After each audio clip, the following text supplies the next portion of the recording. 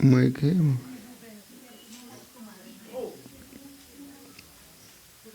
आनंदिताई। नमोस्तु महाराज, नमोस्तु। हर समय हम आश्रय बंद करते हैं तो उसका अपकर्षण हो जाता है क्या? नहीं, हर समय हम द्रव्य है आश्रय बंद करते हैं। किस चीज में करते हैं? प्रश्न फिर से आप बोलो, क्या किया आपने? प्रश्न क्या किया?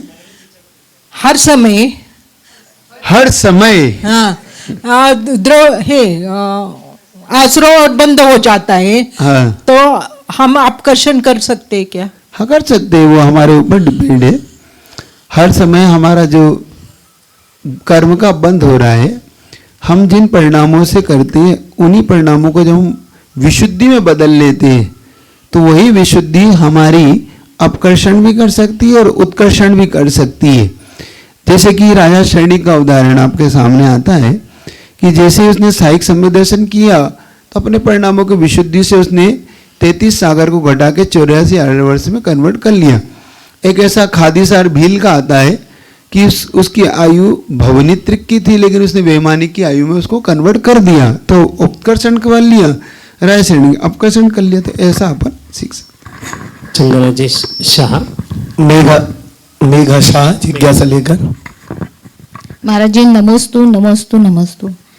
महाराज जी, एक जीव दूसरे जीव का कुछ नहीं कर सकता, ये मालूम है, श्रद्धा भी है, लेकिन जीवन में आकुलता बढ़ती है। ये आकुलता कम करने के लिए क्या करना चाहिए? पहली बात तो हमारी श्रद्धा ही विपरीत है, इसलिए तो आकुलता बढ़ती है। किसने बोला एक जीव दूसरे जीव का कुछ नहीं कर सकता? हमारी श्रद्धा ही गलत है। परस्पर प्रज्ञो जीवानाम, इस सूत्र का क्या होगा? आचार्य उमा स्वामी महाराज ने जो सूत्र दिया, परस्पर पे एक जीव दूसरे जीव का उपकार करता है और एक तरफ हम कह रहे हैं एक जीव दूसरे जीव का कुछ नहीं कर सकता। दोनों विपरीत धारणाएं नहीं है आपकी। आपको ऐसा नहीं लगता कि आप मिथ्या धारणा में, या तो आप ऐसा मान लें कि उमा स्वामी महाराज गलत बोल रहे? परस्परो प्रज्ञो जीवानाम, इस सूत्र का व्याख्या कर दीजिए आप। परस्पर में एक जीव दूसरे जीव पे उपकार करता है, ये सूत्र है। करुणा दया ये किसके लिए? अनुकंपा किसके लिए? अपने लिए होती है कि दूसरे के लिए होती है? होती है। साता वेदनी के बंध में क्या कहा? भूत वृत्तानुकंपा दान सराग संयम आदि। तो भूत वृत्ति अनुकंपा दान ये किसके लिए करेगा? अपने लिए, पर के लिए तो करेगा, और उसी से उपकार होगा, उसी से साता वेदनी का बंद होगा। हमारी तो धारणा ही विपरीत है, इसलिए हमारी आकुलता नहीं मिटती। वहां पे हमें भावों को पकड़ना है। वहां क्या कहा जाता है? व्यवहार के दृष्टिकोण, एक निश्चय का दृष्टिकोण। अब यहां पे समझना है ये सूत्र किसके लिए और कहां काम आता है। व्यवहार दृष्टिकोण में हम एक जीव दूसरे जीव के काम आता है, वरना ही पिता माता को लोग पुत्र मानना छोड़ देगा क्योंकि तुम मेरा किसी काम के लिए, क्योंकि तो आप मेरे काम ही नहीं आ सकते, मैं आपके काम नहीं आ सकता। क्यों ले जाता है पिता पुत्र को हॉस्पिटल जब एक जीव दूसरे जीव का कुछ नहीं कर सकता? तो क्यों ले जाता है? आप जिनालय क्यों जाते हैं जब भगवान आपका कुछ नहीं कर सकते, हमारा भगवान का कुछ नहीं कर सकते? हम क्यों जिनवाणी पढ़ते हैं? क्योंकि जिनवाणी हमारा कुछ कर ही नहीं सकती, जिनवाणी का मैं कुछ नहीं कर सकता। हमने धारणागत बना ली। जब हम निश्चय में और व्यवहार के दृष्टिकोण से इसको देखना सीख जाएंगे तब हम समझ पाएंगे। ये व्यवहार दृष्टिकोण से एक जीव दूसरे जीव का कर्ता होता है, क्योंकि कर्ता भी है, भोक्ता भी है, स्वामी भी है। आप पढ़िए द्रव्य संग्रह, कहा है कि नहीं? स्वामी कर्ता भोक्ता कहा है कि नहीं कहा है? पढ़िए। तो अब कहां पे ये लगाना है आपको? एक जीव दूसरे जीव का कुछ नहीं कर सकता। ये जब शुद्धोपयोग की दशा में होता है, वहां पर जब निश्चय चारित्र में होता है, तब कहा जाता है एक जीव दूसरे जीव का कुछ नहीं कर सकता। पहली। और दूसरा ये प्रसंग है वहां पर, एक जीव एक द्रव्य दूसरे द्रव्य रूप नहीं हो सकता। उसका अर्थ ये है, पुद्गल जीव द्रव्य रूप नहीं हो सकता, जीव पुद्गल नहीं हो सकता। इसलिए एक जीव दूसरे जीव, एक द्रव्य दूसरे द्रव्य का कुछ नहीं कर सकता। एक जीव दूसरे जीव का, ये शब्द नहीं है वहां पर। वहां पर एक द्रव्य दूसरे द्रव्य का कुछ नहीं करता, ये शब्द है वहां पर। पहले तो हमें बहुत अच्छे से समझना है।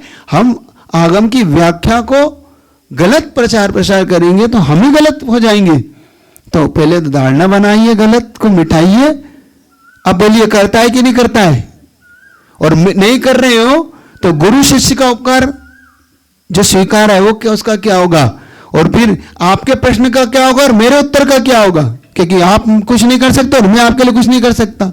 तो आपका प्रश्न पूछना बेकार है, मेरा उत्तर देना बेकार है, क्योंकि एक दूसरे का कोई कुछ कर ही नहीं सकता। समझ आ रही नहीं आ रही? तो आपको मेरा उपकार मंजूर है कि नहीं? तो मैं कुछ कर रहा हूं आपके लिए। समझियो, हमें दोनों की भाषा को पकड़ना है। हमारी दो भाषा चलती, आगम भाषा और अध्यात्म भाषा। आगम भाषा में करता है, भोगता है, स्वामी है, और निश्चय अध्यात्म भाषा में ना करता है, ना भोगता है, ना स्वामी है। जो है वो जैसा है वैसा है। दोनों की परिभाषा को जहाँ जिस जगह लगाना है वहीं लगाइए, गलत मत करिए, वरना दोनों ही गलत हो जाओगे। ठीक है? थोड़ा कभी इसको अध्यात्म को पढ़िएगा और अच्छे गुरु से पढ़िए। इसलिए कहता हूँ, कपड़े वालों से पढ़ने से लाख गुना अच्छा एक वीतरागी गुरु से पढ़ो तो वो सबसे ज्यादा सटीक होता है। मैं बार बार कहता हूँ, ये कपड़े वालों से पढ़ पढ़ के हमने ऐसा मिटा डाला है सब कुछ आगम को कि हम खुद ही गड़बड़ में आ गए, हम खुद कंफ्यूज हो गए। हो जाए ना? चंदना साहा अपनी जिज्ञासा लेकर आ रही है। नमोस्तु नमोस्तु नमोस्तु महाराज जी। महाराज जी, अब नेमावर में वगैरह जो प्रतिमा नई नई बन रही है तो उनका आकार अलग है, तो हमारी विशुद्धि उतनी नहीं बनती। तो विशुद्धि बढ़ाने के लिए क्या करें और प्रतिमा का आकार वैसा क्यों आ रहा है? देखो, वो गुरुजी का अपना चिंतन था। हम गुरुजी से ऊपर उठ के कुछ भी नहीं है। हो सकता है वो जिस रूप में हमें पसंद हो, लेकिन गुरुजी की धारणा, गुरुजी की विचारधाराएं एक अलग प्रकार की रही है। गुरुजी उसमें कुछ अलग ढूंढते थे। उनका मानना तो ये था कि जब तीर्थंकर केसलुच इत्यादि कर लेते हैं तो वो इस आकार में दिखाई देते हैं। उनकी धारणा ये थी कि कभी भी वृद्धपना तीर्थंकरों को नहीं आता, तो हमेशा वो युवा रहते हैं। तो युवा मूर्ति कैसी होती है? तो उन्होंने बताया कि ना बाल है, ना केस है, ना दाढ़ी नहीं है। इस प्रकार से युवा जिस प्रकार से दिखता है सुंदर, इस प्रकार से गुरुजी ने उसके स्वरूप का चिंतन किया। ये गुरुजी का अपना चिंतन था। अगर हमें ऐसा लगता है कि उससे विशुद्धि नहीं, तो अपने जहाँ विशुद्धि बढ़ती है हम उसको देखें, उससे कोई मैटर नहीं। लेकिन हमें गुरुजी के दृष्टिकोण पे प्रश्न चिन्ह उठाने का हमें कोई अधिकार मुझे नहीं लगता कि है, कि हमें कोई अधिकार नहीं। ये उनका दृष्टिकोण था, ये उन्होंने ही हमें ये मूर्ति का स्वरूप दिया है। हो सकता है आने वाले समय में स्वयं उसके रहस्यों से हम जान पाएँ, क्योंकि गुरुजी की दूरदृष्टि और हमारी दृष्टि में उद्कोण में बहुत फर्क है। वो जितना आगे का देखते थे, हम 2 फीट का भी नहीं देख पाते, और वो हजारों साल पुराना देख लेते थे। ये उनका दृष्टिकोण था। तो ये उनके दृष्टिकोण पे हम कुछ भी ना करें तो ज़्यादा अच्छा है। जिसमें हमारी विशुद्धि बढ़े वो उसमें हम विशुद्धि बढ़ाएं, लेकिन उनके दृष्टिकोण पे कोई प्रश्न चिन्ह हम ना करें तो ज़्यादा सम्यक दर्शन भी टिकेगा और हमारा उनके प्रति आस्था भी ज़्यादा बनी रहेगी, है ना? नमोस्तु महाराज। महाराज जी, एक बहुत अच्छी जिज्ञासा जबलपुर से राखी जैन पूछ रही हैं कि गुरुदेव, आजकल के बच्चों को माँ पाठशाला, धार्मिक शिक्षा, महाराज जी माता जी लोगों के प्रवचन आदि के लिए रोकती हैं, तो वो ऐसी माँ क्या बच्चों के लिए शत्रु है? देखो, शत्रु हुए या नहीं, लेकिन वो बच्चा उनके लिए जरूर शत्रु हो जाएगा। माँ है या नहीं, क्यों? कारण उसका ये है, हम कैरियर बनाने के चक्कर में तो लेकिन कैरेक्टर बनाना नहीं चाहते। हम बच्चों का कैरियर तो बनाना चाहते हैं, हर माँ बनाना चाहती है, हर पिता बनाना चाहता है कि मेरे बच्चे बहुत हाई एजुकेटेड हो, लग्जरी लाइफ जिए, उनका खूब स्टैंडर्ड लिविंग बहुत अच्छा हो, उनके पास खूब हाई फाई पैसा हो, सब कुछ हो। लेकिन मैं पूछता हूँ, बिना कैरेक्टर के सब क्या होगा इन चीज़ों का? बाद में उन्हें ही दुख उठाना पड़ेगा। उस मारीची की तरह, उस कुणिक की तरह जिसने अपने पिता को ही कैद में डाल दिया, उस कंस की तरह जिसने बिना कैरेक्टर के अपने पिता को ही उस संस्कार के अभाव में जो दुख दिया। तो बार बार मेरा इतना कहना है उन माता पिता से कि उन बच्चों को पाठशाला अगर आप नहीं भेज रहे हो तो बाद में निश्चित तौर पे आप मान के चलिए कि आप उनके सच्चे माता पिता नहीं हैं, क्योंकि आप उनका संस्कार के बारे में चिंतित नहीं है। तो मेरा बार बार कहना है उनसे, आप उनको भेजिए, संस्कार दीजिए, वरना आगे जाके आप धन तो दे देंगे उनको, लेकिन धन को संभालने की नीति नहीं दे पाएंगे। धन देना अलग है और धन को संभालना, उसको कैसे उपयोग करना, इसकी नीति कहीं से आती है तो वो पाठशालाओं के द्वारा आती है। मैंने एक एग्जाम्पल दिया था आपको, बहुत पहले एक एग्जाम्पल दिया था, मैंने कहीं सुना था इसको, कि एक बेटे ने जब अब पाठशाला जाने से इनकार कर दिया कि पिताजी स्कूल जाऊंगा तो कुछ सीख पाऊंगा, कैरियर में बना पाऊंगा, आप पाठशाला भेजते हो, क्या है पाठशाला में ना धन कमाना सीख पाऊंगा, क्या मैं बिजनेस करना सीख पाऊंगा, मैं क्या जॉब करना सीख पाऊंगा। पिताजी का फिर भी तू जा, मेरे कहने से जा। और रास्ता में वो गए, और जब वो जाने के बाद आगे जाके पढ़ लिख कर वो उसने एक बड़ी फैक्ट्री डाली, और अपने पार्टनर जो उसका दोस्त था वो भी जैन था, दोनों ने जब उस साल में जो बिजनेस किया और उसका जो प्रॉफिट आया उसको आधा आधा बांट लिया। और प्रॉफिट बांटने के बाद जो पाठशाला जाता था और जो नहीं जाता उसमें डिफरेंट कितना अंतर था। जो नहीं जाता था उसने कहा कि भैया मैं तो पार्टी मनाऊंगा, आप, वो पार्टी मनाने चला गया। और जो जाता था वो सीधा पिताजी के पास चले गया, उसने पिताजी के हाथ में थमा दिया कि पिताजी ये मेरे को 5 लाख रुपए का प्रॉफिट हुआ इस साल, ये आपके लिए समर्पित करता हो। पिताजी का तेरा वो पार्टनर कहाँ है? पिताजी तो पार्टी मनाने के लिए गया, कि चलो देख के आते। जब वहाँ देखा तो वो धुत पड़े हुए ड्रिंक करके, कुत्ते लघु शंका कर रहे हैं, धुत पड़े, कोई उनको नालियों में डले हुए।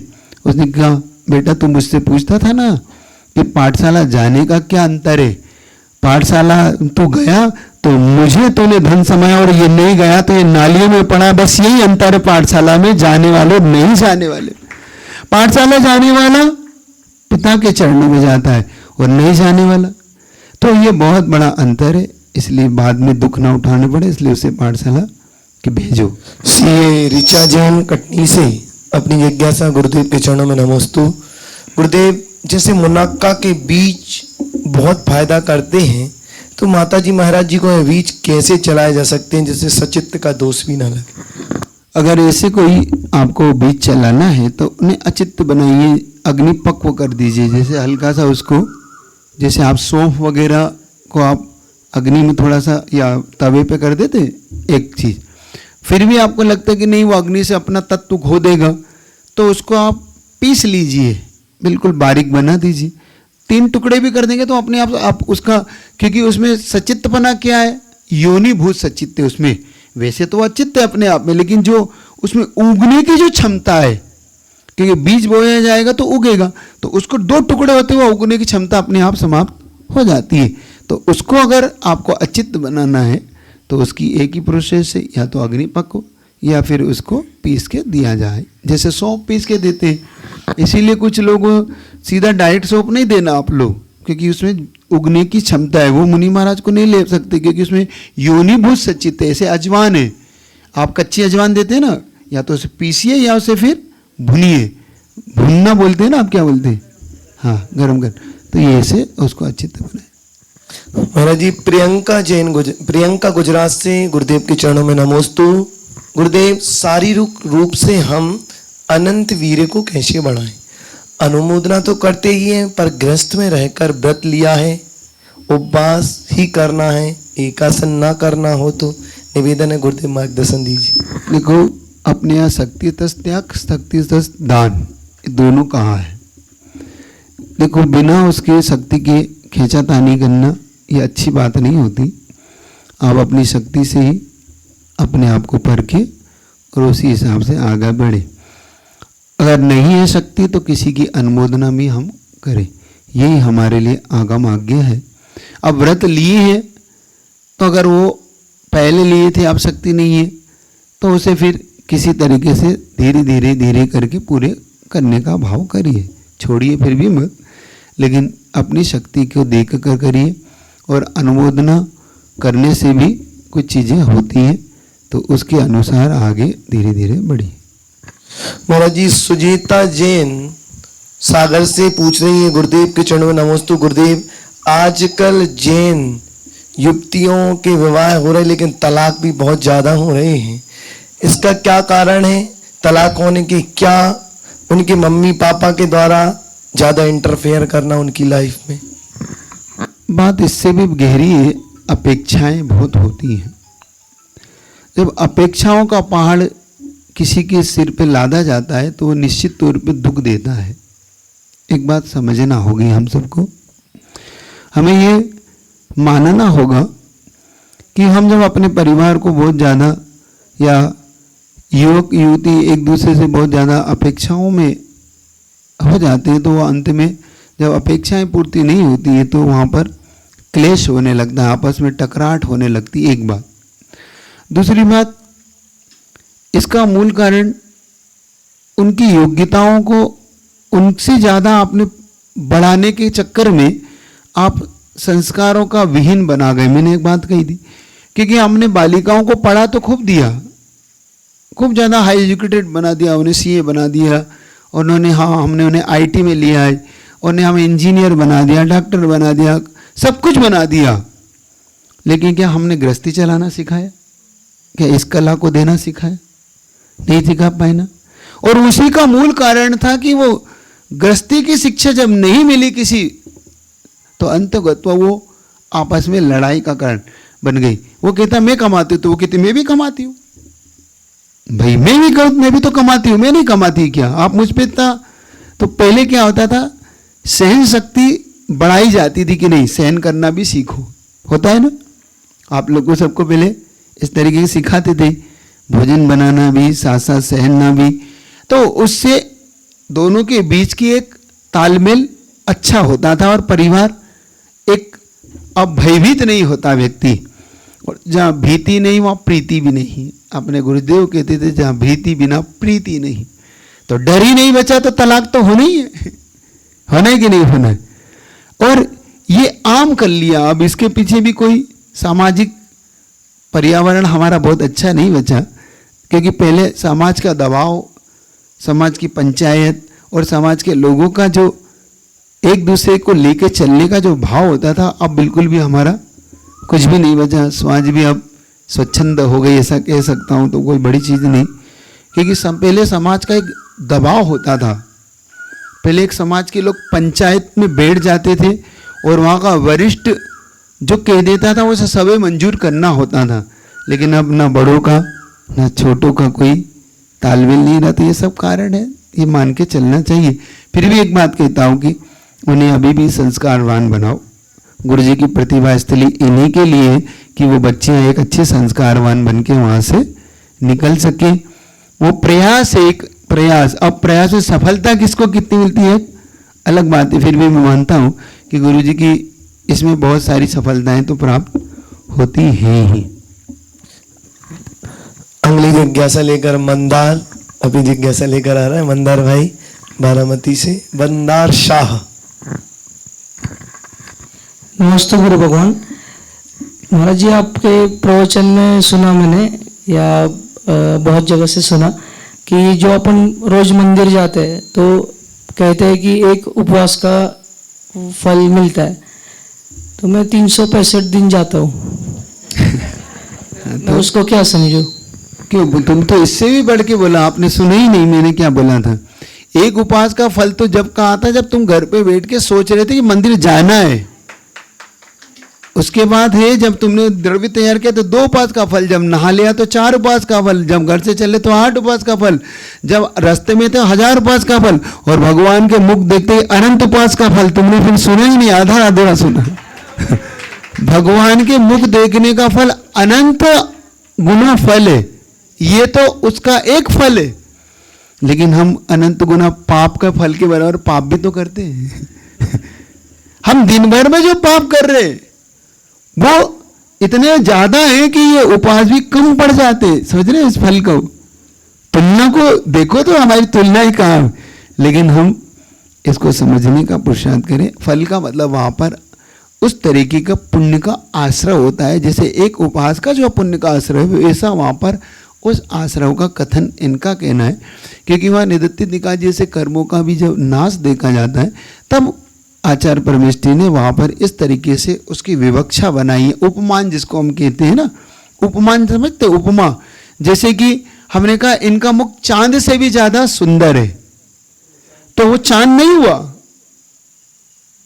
कहते हैं ना इनका मुख तो चांद जैसा है, इनके हाथ तो कमल जैसे खिलते, तो वो कमल थोड़ी हो गई, कमल जैसे, इनका चांद चांद जैसा, मतलब चांद नहीं है, वो चांद की तरह चमकता। ऐसे ही इस उपास कपल उपवास जैसा भगवान के मुख, तो ऐसा वहां लगाना, इसीलिए वहां पर उस तरीके से उसको जोड़ के चलना चाहिए। ठीक है, बहुत अच्छा है। अब अभिषेक करने लगो तो शायद और पुण्य बढ़ जाए। अभी तो जा ही रहे हो, क्यों? अनंत अनंत से भी बढ़ के होने लगेगा वो। ठीक है, क्योंकि मेरा बहुत मन है कि एक बार तुम मुझे गंदे तक दो, अब कब दोगे पता नहीं। लेने का तो बहुत भाव है तुम्हारा, देने का भाव है कि नहीं बताओ। चलिए इतने ही रखे। बोले आचार्य गुरुदेव विद्यासागर जी महाराज। एक भजन करना है? हाँ, समय है। हाँ, चलो छोटा सा भजन करके। जब जीवन का अंत हो मेरे सामने एक संत हो, जब जी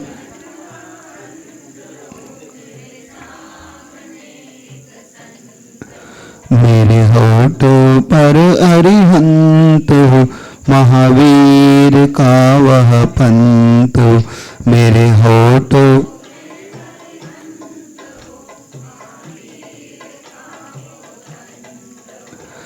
कसायों की आग में जलता जलता आया हूँ, कसायों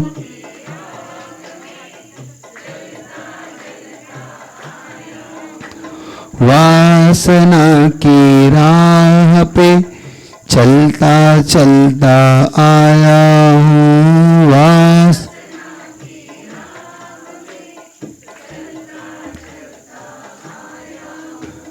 दुख भरी इस यात्रा का, दुख भरी इस यात्रा सुखद अंत हो, जब जीवन का मेरे सामने मेरे होठों पर अरिहंत महावीर, तन में जब तक सांस है मन में एक विश्वास है, तन में जब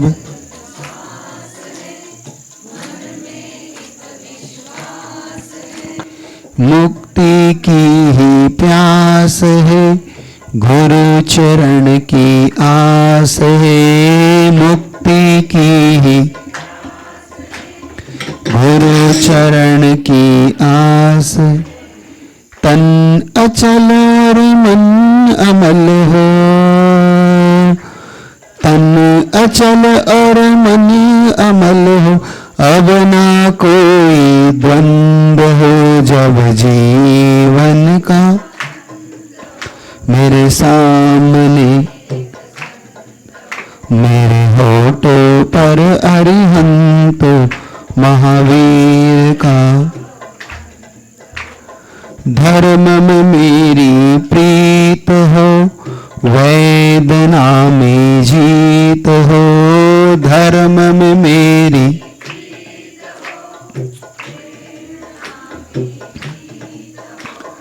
आगम का संगीत हो, प्रभु नाम का गीत हो, आगम का प्रभु नाम का गीत हो, साधना के नंदन वन में, साधना के नंदन वन में भावना बसंत हो, जब जीवन